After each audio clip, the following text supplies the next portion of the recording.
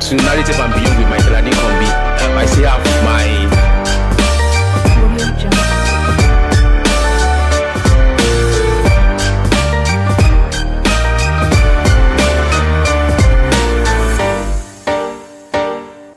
Welcome to Narratives and Beyond with Michael Adekombi. I remain your host on this platform. Today I have a Gen Z guest on this platform today. And he's going to be speaking to us about his journey so far. You'll be wondering, why did you bring a Gen Z? He's doing fantastic. He's doing fantastically well, in academics especially. And he's had some initiatives in mentoring younger generation, or some of his generation, some of his peers as well. And I've been so impressed about his work so far and his achievements. And of course, just like I always say on this show, that success is a journey and it's not a destination. So for every milestone, it's worth celebrating, and it has the key to inspiring us to taking more steps to achieving more. So I have with me today DAMILARE EKUNDAYO. He's a first-class graduate of economics from University of Lagos. That's a great feat. So I want him to, he's going to introduce himself very shortly, and he would be sharing with us his journey to academic excellence and to mentoring Gen Z and Gen Alpha that he's been doing. He's doing marvelously. Meet my guest, DAMILARE EKUNDAYO. You're welcome to Narrative and Beyond. Oh, thank you so much, sir. I'm so glad to be on this podcast this morning, and I'm so open to sharing my experiences and then also speaking about myself. So now to start with, my name is DAMILARE EKUNDAYO, as you rightly said, and I am a recent graduate from the University of Lagos. Yeah. So with a first class honors in economics, and I would like to describe myself as someone who loves to interact with people, and then I love to be excellent in everything I do. So I guess that is one of the things that has marked how I approach things, and then bringing about the results I've seen in my life. And then for the mentoring side, I'm just doing my best to be able to give out whatsoever I know to also your younger generation, or even my peers, for those who are ready to also learn from me. Okay, we're just going to be having conversation. So, have you always been brilliant as a child, or it got to a point that you had to start working very hard, or is it that you are just one of those nerds that they don't have to read, just look at, once it's time for exam, they just read the textbooks and just look at it and just read, and they go in there and they have excellent results. How's it been with you? Okay, so if I'm going to speak on that, right from when I was a child, I've always been brilliant, actually. And there has been that innate ability to just process things faster than every other person.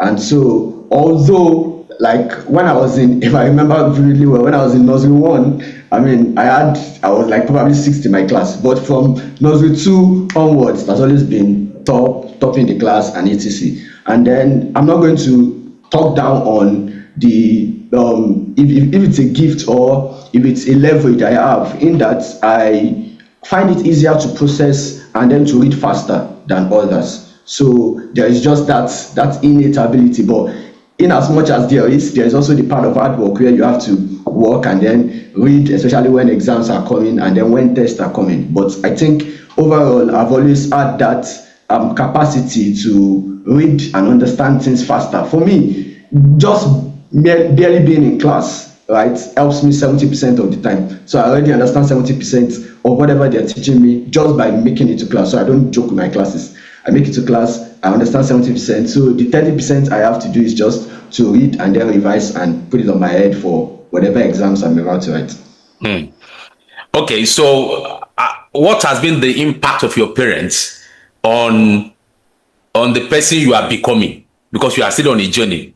What has been the impact I know you. I know. Okay, don't let me say anything. Let me just allow you to answer the question. Okay, so I think for anyone who knows me and then knows my siblings, for an example, you would have seen that pattern in the three of us. In that, generally, even while we were in secondary, primary school, we are always part of the best. And so I will not take it as a coincidence or as something that just happens. It's the impact of my parents, actually. And then I remember from growing up, especially that was the one when I said that I was sixth position. I could remember how they called me. I was a young child then, like I was very young. They called me, and then That's your parents. to me, yes, they Okay. called me, started explaining to me how, the scripture says, you'll be the head and not the tail, and then how important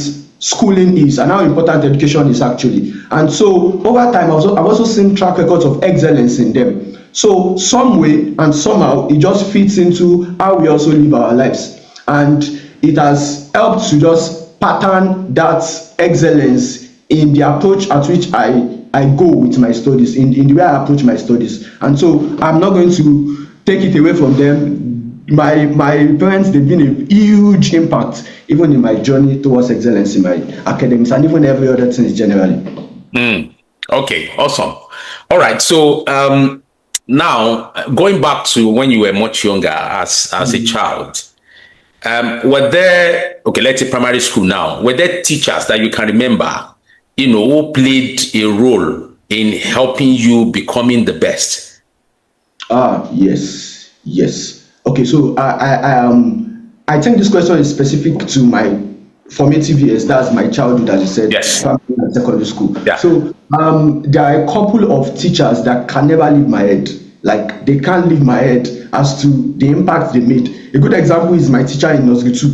For me, for some weird reasons, I remember things that happened when I was 3 years old, when I was 4 years old. I used to remember some weird things, right? So I remembered there was a time, I mentioned nursery 1, I've been in the sixth position many times. And it's just because from nursery 1, sixth position, I jumped to first in nursery 2. But I can't forget that teacher that made me first in nursery 2. Her name is Auntie Roka. Oh my God. She probably, because she knew my parents, or maybe she just took interest in me.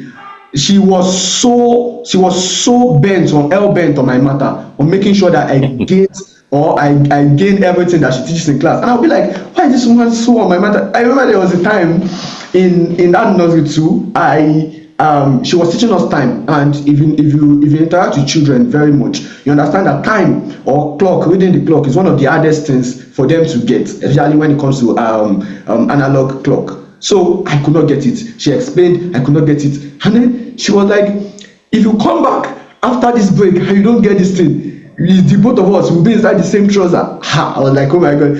I remember I was so tensed, kind of, because then there was cane, and then they used to beat us. So I was like, hey, this woman is going to beat me so much. To the extent that when I went for break, instead of me to go and use my break to play and run around as usual, I went to go and meet people I could meet. I even went to meet my younger sister. Do you know time? Come and teach me this thing. No, I don't understand. So our impact was so great. I remember in secondary school there was a teacher that taught me commerce too. And as a secondary school at that time, I was already good, right? But I was already topping my class. But this woman, she was someone that brought another part of teaching to me that made me understand the humanity side of teaching. So unlike every other teacher that just says, oh, you're a good student, good, nice, I like the way you pass and everything, this woman took interest in my schedules. She took interest in other things apart from book, as I would say. So she would come to meet me, and then of course I was the best student in her, but she would sit down with me and talk. So I had like that freedom to express myself, my struggles and everything to her. And I can never forget that woman, Mrs. Tokpe, Miss Tokpe then, and she's now married. I can never forget her. And so these are some of the names I can remember. Teachers, I've had great teachers. I can remember one man too in GS3.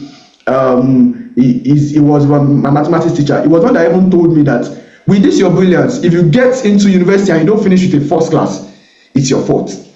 And so when I got to university, and then I was, of course, my first semester, I didn't finish the first class. So all those times, I will always circle back to what he told me, and I'll be like, oh, I remember this man told me that I have everything possible for me to finish the first class. So if I don't finish the first class, it is my fault. So every time that word rings in my head, and then I'm just always grateful for the teachers I've met on my way to becoming, and I'm still becoming. Okay, awesome. That's a good one. It means, do you have mentors, in your formative years that actually shaped your excellence academically?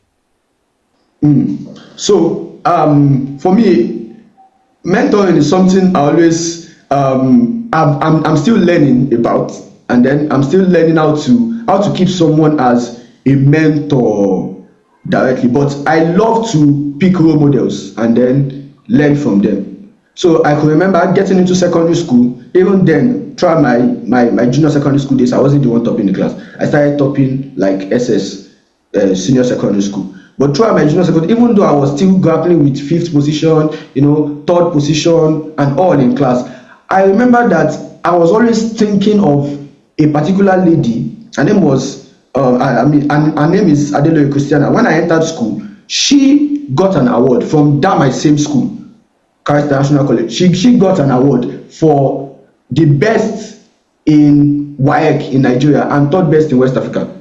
Like from my same school in Abeokuta. And I was like, how can someone move from this same Abeokuta school, although my school is okay, I mean they have the good infrastructures and all, but I mean this is Abeokuta, not even Lagos, not even Abuja, where we have those high class schools, and you are the best in WAEC in Nigeria, third best in West Africa. That's impressive. So I took her as a role model, and most times I will go and ask questions, from seniors that have interacted with her before she graduated. Oh, how was she living? How was she reading? And etc. like that. I will learn from teachers. Teachers too will talk about her. I will learn and take some cues from it. And so those were some of the things that also helped to form my ideology, and then my schedule, my pattern while I was secondary school. And then going on to, I've had a lot of role models, but to have someone that I call mentor, I was always struggling with it, to say, oh, this is my mentor, so that when I have any problem I can run to you. Oh, this person that will mentor me. But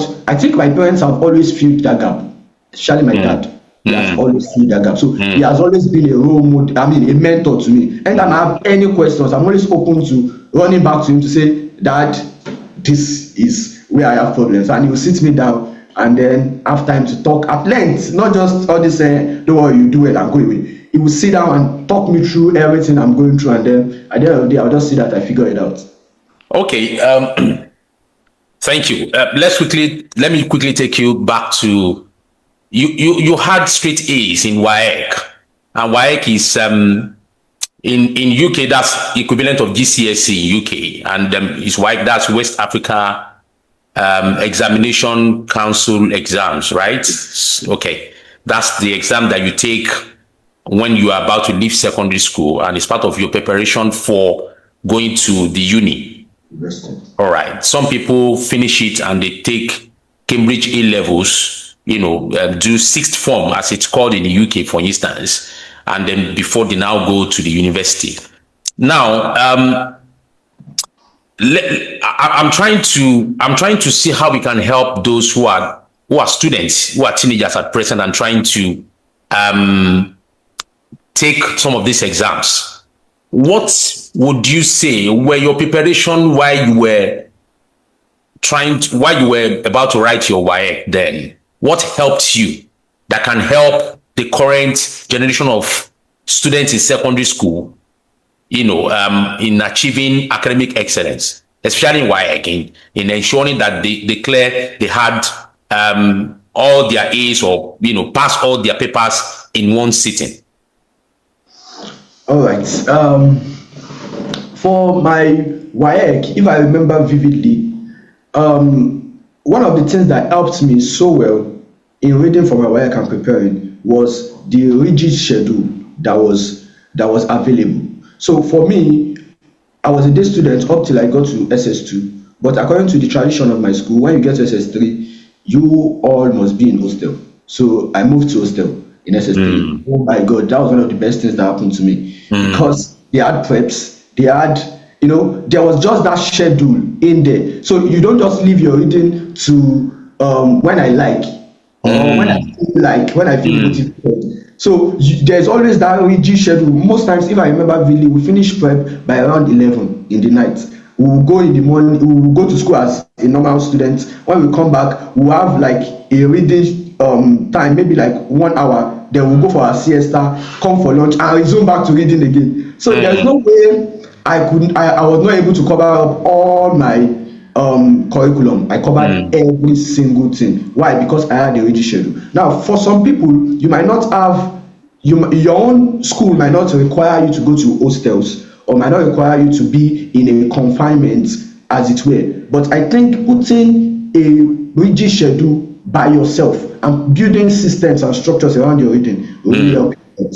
It will help you a lot because I can't think of, even if you're tired, you will sleep on that book and wake up because there is a time allocated for that reading. So I think that was the major difference in how I read during work and how I've been reading prior to that. Yeah, prior to that. So what you're saying is that for students, an average student, let's say, not everybody comes brilliant naturally. Actually, some work very hard to achieve excellence academically, while some they work hard, but just a little push here and there, they will still excel, they will still fly. While some they need to sit on it. So what you're saying is that having a rigid schedule, yes, which means that you need to have like a planner, right? You need to have a planner to say, maybe more like a timetable.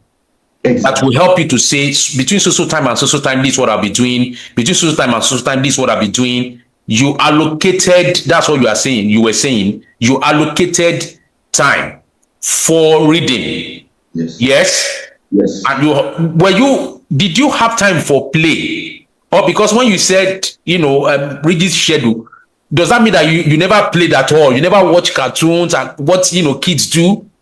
No. Was it that boring? Yes. Although for me, my own definition of fun there was not even cartoon, but it was like playing and then running around with probably kids at home. I love playing with kids, so especially if they are grown up, and I had a lot of kids at home. So anytime I have opportunity, I play with them. And then while I was in school, I had friends, a lot of friends. So we used to play. In fact, I had the funniest guy in class as my best friend. So you can imagine, anywhere we go to, we just laugh. And we laugh to the extent that we fall on the ground, But it still doesn't mean that you should now, because as you know, the popular word, the wise word that says, all work and no play makes Jack a dull boy. There's always a time where in your building your schedule self, you must be very strategic about it. You don't just build schedules of read from 12 to 6. You can't read 6 hours straight. So if you are building your schedule, maybe you build 12 to 2, then from 2 to 3 you eat, then maybe 3 to 4 you read again, 4 to 5 you play, then 5 to 6 you come back to read again. So in as much as even there was a lot of reading schedule in school, we still found time to play. I and my friends, sometimes some preps that we're supposed to read, we'll use half of it to play because this head's already hot, we've been reading this morning, so we'll use half of it to go and disturb everybody in the prep. Some of them will say, you are brilliant, you are coming to come and disturb us so that we will fail. The way some people have some stereotype against people that are brilliant. So but I just found out time to play also, while I use the remaining time to also read my book. Okay, so let me ask another question, especially for the younger generation. There are people who are not exposed to the kind of environment that you are exposed to. It means you attended a private secondary school. Is that correct? Yes. Okay. Some of us, we attended public school all through, actually. Now, and some are growing in an environment where there is no there's no that seclusion. It's in a noisy environment. I grew up in that kind of environment, very noisy environment. All right. And so if you grew up in that environment, or you are growing up in that environment, I want to give an advice, I just want to pick your brain on this. Someone who is not exposed to your kind of environment, where you have parents who are educated, yes, who have been able to place you in boarding school and all of that, and paid for private school. For someone who is in a public school and is in an environment that is noisy, this is tailored, of course, now, to certain areas in Nigeria and in Africa generally. What would be your advice to that person to still be able to maintain academic excellence in an environment that is noisy, that is not inspiring? You grew up in an environment that is inspiring. Some people are growing up in an environment that is not inspiring. It's noisy. Nobody wants to read. People, there are no role models around. There are no inspiration around. Their parents are not even educated to be able to even appreciate what academic excellence is all about. What would be your advice to them so that they can also maintain or create or build academic excellence for themselves? Okay, so I would say we will be naive if we say that access to some things while growing up does not translate into some results. Definitely, access to maybe people who are sources of inspiration, mentorship, and even the environment you grew up in has a big way has a big influence. Yeah. Yes, to affect your mindset, to affect how you approach things. But in as much as those things matter, is a case of kind of nature versus nurture. If you look at it in a nuanced way, in as much as all those things matter. No, hold on. You said nature versus nurture. Can you explain that? Okay, so there is always an argument into is it the nature that determines the result you are going to have as a person, or the nurture, that means the quality of upbringing that you have. And so you always see, from time immemorial, you always see people who are pandering to one side and then leaving the other side. Some people say, it's nature. Some people say it's nurture. At the end of the day, we know that it is an influence. It is an influx of both. For me, I like to sit on the fence and say it's an influx of both. So I have a term I call return on luck. You don't achieve success by just sheer luck. But also, success is not devoid of luck. Sometimes there is a part of luck in your life. So it just depends on how much you can maximize your returns on luck for whatever luck that you get. So let me just leave that aside and speak about. So for someone who is in a situation or in an environment that is not inspiring, I think more of the work has to come from within rather than from outside. You have to be your biggest self-motivator. You have to be your biggest push. The much of the work has to come from within, not from without. Exactly. Okay, exactly. Please go on. Because just try to lay emphasis on what you said. Go on, please. Because no matter how devoid of opportunities your environment is, there will always be some spark of opportunities one time or the other.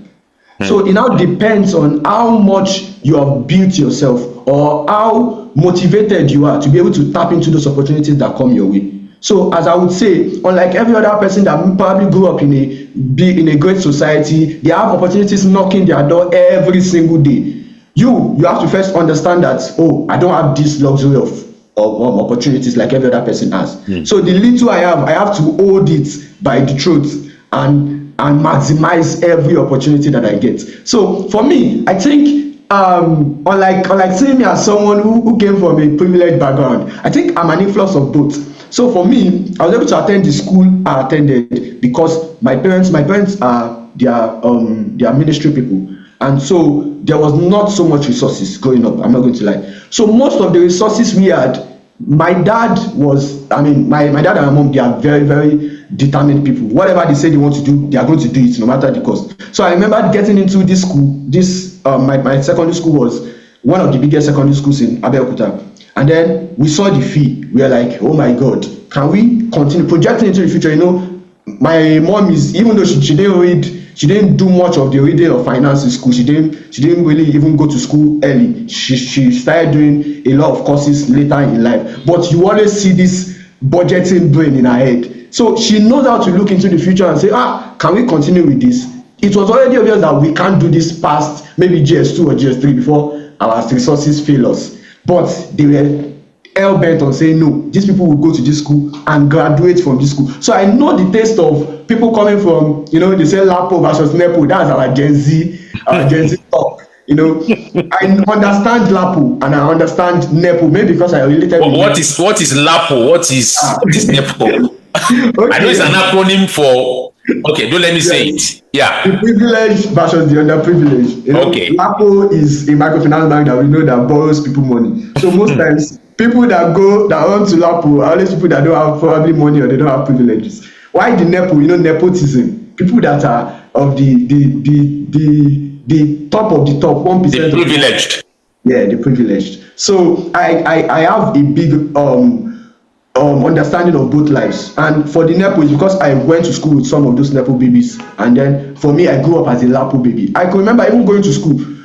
There was a time when my parents were selling, we were running poultry, and then we have to deliver eggs to people that were around our school. But because I'm a big boy, I have to carry egg on my head. I have to carry egg on my head and follow my mom to go and deliver egg. I will not circumvent my way and find all those colors so that they will not see me and talk about me in school. But that's just to show you that I have an understanding of both sides. So there was also that part of putting myself out and knowing that I don't, if my parents should spend this much money to send us to this school and we are not maximizing this opportunity, then we are just squandering everything that these parents have worked for. Now, how were you able to handle peer pressure? Every child, especially teenager, face peer pressure. As a Gen Z, how, at times when I'm speaking to my son, he will say, no, your generation is different, you are getting old and all of that, our own generation is different, the kind of pressure we face, all of that. So as a Gen Z as well, because you are speaking to a generation now, how were you able to overcome peer pressure, and how would you advise or counsel the Gen Zs and the Gen Alpha, in handling and managing peer pressure? Successfully, yes. Peer pressure was actually one of the things I always remember when I cast my sights back to secondary school, because I think my story was already going that line, in that I had people that were the rich guys, and then maybe the rich kids, right? And then there was me that was just probably trying to just make ends meet and then come to school. That's all I wanted to. They had phones. I never had a phone until I finished secondary school, so there was nothing like phone. So I think one way or the other, my handling of peer pressure came from two things.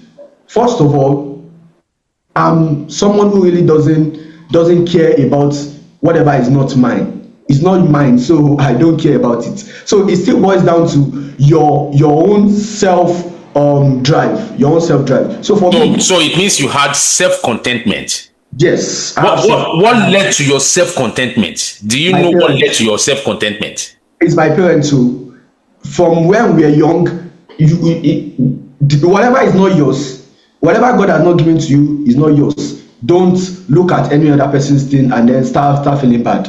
So those things have been ingrained into my mind, into our mind. I'm not going to speak for myself, also for my siblings, from when we're young. So even when we get somewhere, in as much as you can't have 100% nonchalant attitude to some things, because as you said, we are teenagers. Some things will still enter your eyes and be like, how I wish I had this. But before I know it, within 1 day, 2 days, I've corrected my head. I'll be like, no, this was not how I was raised. So I was contented. Whatever I had. In fact, I now started seeing the good sides of things I did not have over the bad sides. At that time?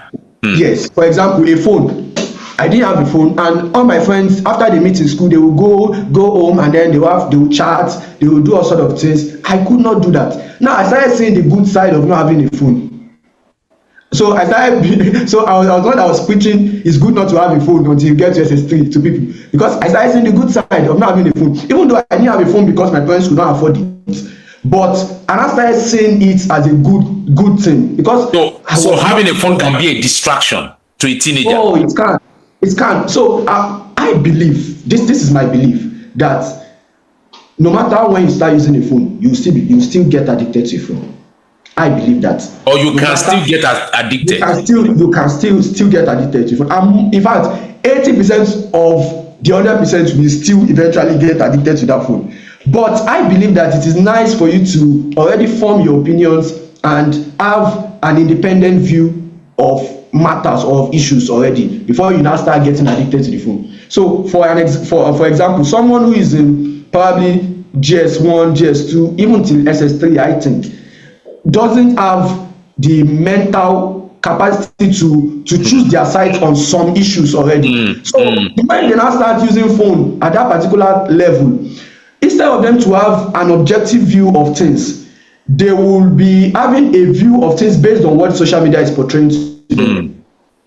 And we know that social media is controlled by, don't let us even delve into that right now. Social media. I'm still going to take you to some of the distractions, how young people can actually overcome distractions, can manage. Distractions will always be there. Every generation face their own distractions, and the distraction will be different from one generation to another. Now, the distraction of this generation has been the social media that you mentioned, the Internet of Things, artificial intelligence and all of that. They are tools, but of course they brought the other side of them that can bring addiction.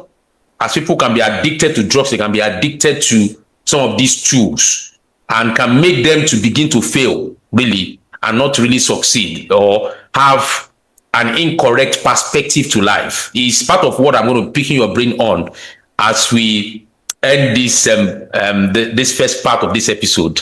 And I'm going to be asking you a question about social media impact on the younger generation. I'm going to be picking your brain on that as well. Then we'll talk a bit about your first class adventure, University of Lagos, studying economics. We'll be right back on this show with, I have DAMILARE EKUNDAYO with me, and he's a first class graduate of economics, straight A's in SSC, and he's a very brilliant chap. So I'm going to be picking his brain again when we come back for the part 2 of this episode. Thank you for watching.